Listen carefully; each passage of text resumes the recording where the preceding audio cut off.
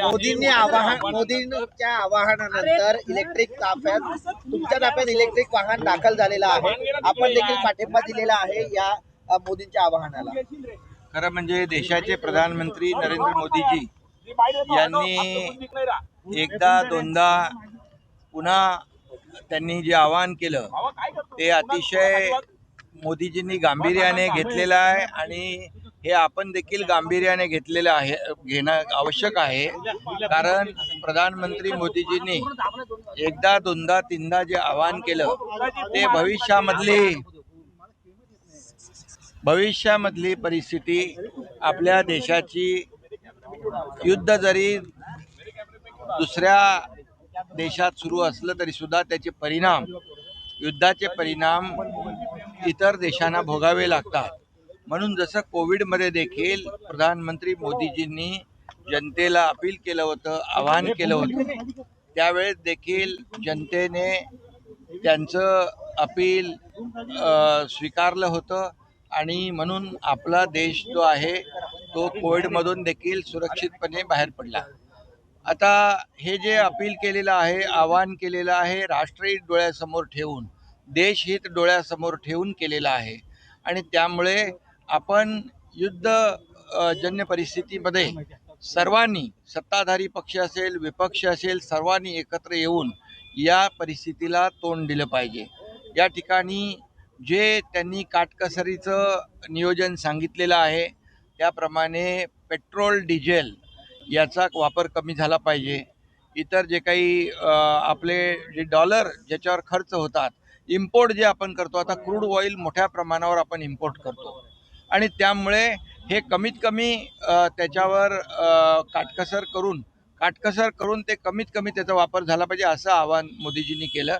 मी स्वतः प्रत्येक भारतीय नागरिकांनी हे स्वीकारलं पाहिजे. हे देशहितासाठी आहे आणि देशहित सर्वतोपरी आहे आणि मोदीजींनी नेहमी नेशन फर्स्ट हाच विचार केलेला आहे आणि म्हणूनच आज मी स्वतः या ठिकाणी इलेक्ट्रिक व्हेकल जे आहे याचा वापर केलेला आहे आणि इतर ज्या काही गाडी ज्या माझ्या ताफ्यामध्ये ज्या आवश्यक सुरक्षेविषयक आवश्यक ज्या गाड्या आहेत तेवढ्याच गाड्या या माझ्या ताफ्यामध्ये राहतील आणि गाड्या देखील जेवढ्या कमी करता येतील तेवढ्या कमी केल्या जातील आणि इलेक्ट्रिक व्हेकलचा जास्तीत जास्त वापर आपण केला पाहिजे.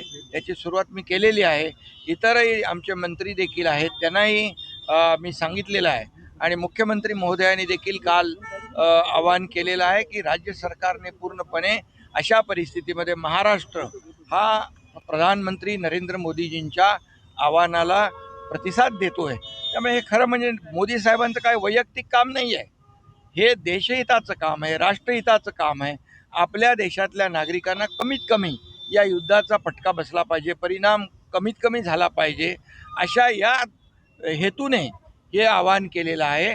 आणि म्हणून राजकारण कधी करावं, कुठं करावं हे विपक्ष आणि विरोधी पक्षाने ठरवलं पाहिजे. खरं म्हणजे राजकारण करायच्या खूप वेगवेगळ्या प्रसंग असतात, वेगवेगळ्या संधी असतात, परंतु राजकारण अशा परिस्थितीमध्ये विरोधकांनी करता कामा नये.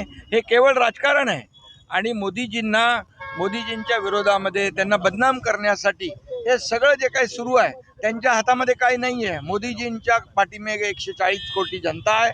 म्हणून तर पश्चिम बंगालमध्ये, आसाममध्ये जो काही विजय मिळालेला आहे हे याचं जे काही परिणाम दृश्य स्वरूप दिसतं आहे आणि म्हणून मी देखील महाराष्ट्रातल्या नागरिकांना आणि सर्वांना आवाहन करतो की आपण याची पेट्रोल, डिझेल जे काही त्याची कमीत कमी त्याचा वापर कसा होईल, नियोजन कसं होईल या दृष्टीने आपण पाहिलं पाहिजे. हे देशहितासाठी, राष्ट्रहितासाठी आवश्यक आहे. सर, मुख्यमंत्र्यांनी आदेश केले की आता विमानं देखील आता वापरता येणार नाही.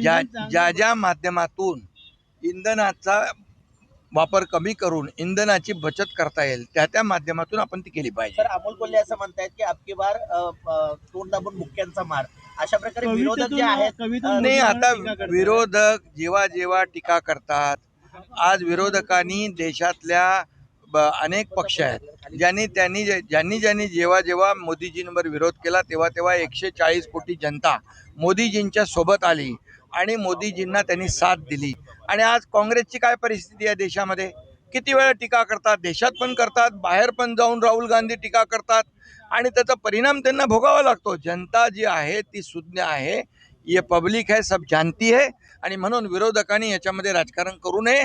या आव्हानाला देशहितासाठी स्वीकारलं पाहिजे.